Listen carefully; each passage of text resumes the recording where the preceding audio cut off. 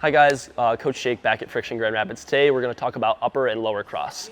So what we're looking at with both of these is kind of like a tightness on one side and then a elongated or loose muscle on the other side. So for upper cross, that might kind of present as a little bit of a forward roll of the shoulders because you're going to have a tight pec or pec minor and then a longer or looser back, middle, lower trap.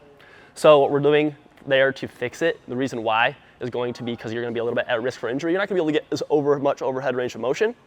And we're going to be able to want to get more overhead range of motion here. So this is common in people who kind of have a desk job or might sit, lean forward, or have a little bit worse posture, and that's okay, but we're here to fix it today. So how we're going to fix that is we're going to stretch that tight muscle on the front. So that's going to be the pecs. We'll give you a few examples there. And then we're going to strengthen the upper and mid back. All right, guys, so first to work on stretching that tight muscle on the front, that pec and pec minor, we're going to work on what's called a 90-90 doorway. So we have Coach Jake here. We're going to lean our arm up against that rig right there at 90 degrees both ways.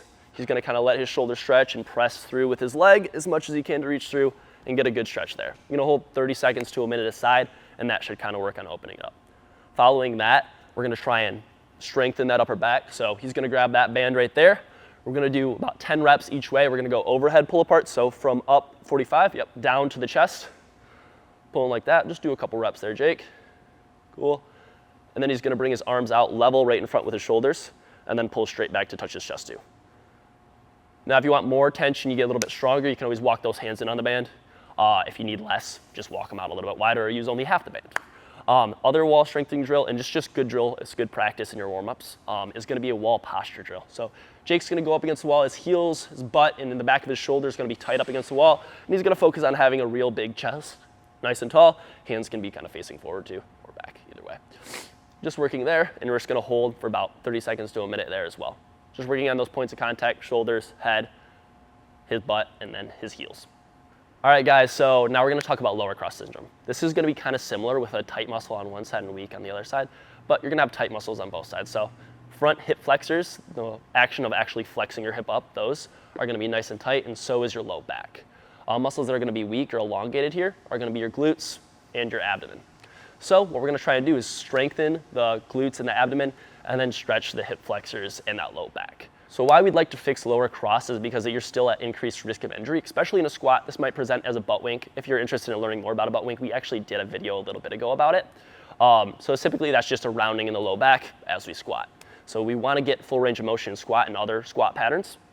So that's one main reason to fix it. So guys, to stretch first, we're going to work on what's called a couch stretch. It's called a couch stretch because you can do it off any wall or any couch at home. But typically what you're going to do is we have Jake here to show again.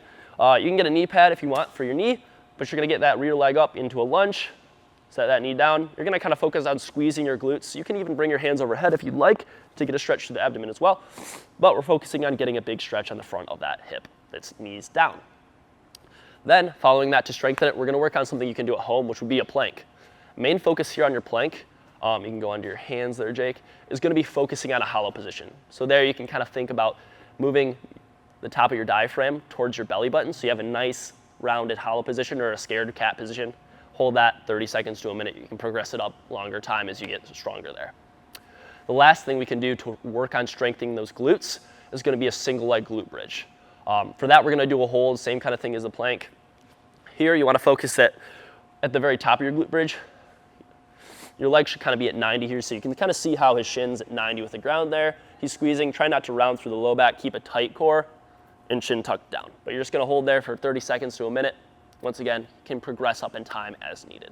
All right, guys, thanks so much for watching. Once again, we covered upper and lower cross. If you guys are interested in hearing more about these or other things, we're going to put out weekly videos, so you can like and subscribe, or you can book a free intro at frictiongrandrapids.com.